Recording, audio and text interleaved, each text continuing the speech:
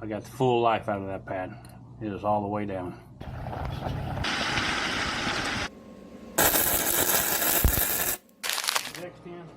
Alright, welcome back to the channel.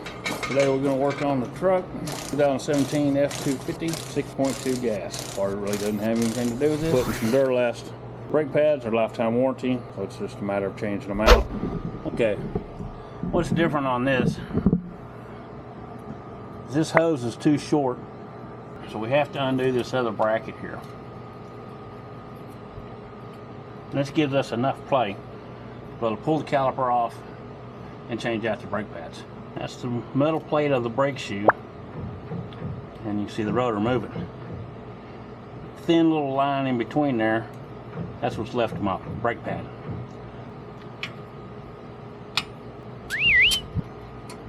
I use one of your regular old tie-down straps.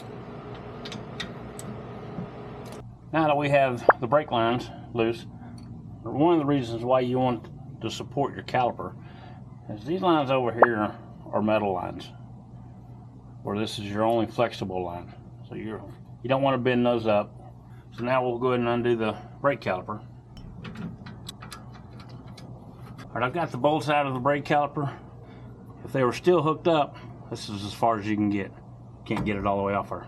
So we'll take our strap, hook it up top. There we go. Use a strap. You want to support it, that way it doesn't damage your lines.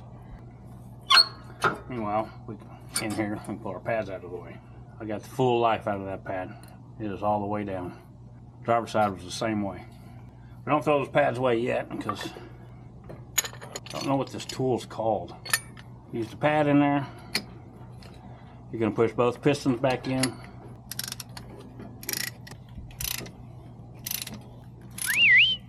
That's as far as it goes. Take it as far as it'll go. Old brake pad out of there. When you're putting it back in, make sure you put the pad towards the rotor, not the metal plate. Believe it or not, people have done this. Hook in the bottom, into the top one. Same on this side. And it helps and it holds your brake pads in place.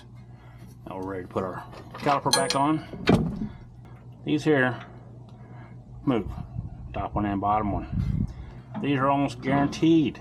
When you go to push that one in to get in there, it will pinch the crap out of your finger. Almost every time. So let's press them in, slide the caliper back in place. Now there's some guys out there that say, well, you need to put some sort of lubricant inside here so all this moves nice and freely. I've been doing my own brakes my whole life. I'm doing them just like I'm showing you now, and I've never had this happen. Not saying it won't happen, just saying I've never had it happen. Alright, you got your caliper back on there, it's tight.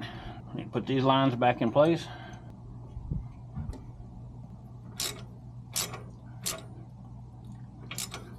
Brake lines are back in place, pads are changed. The only thing else you need to do is when you start the vehicle up, sit there and press your brakes a couple of times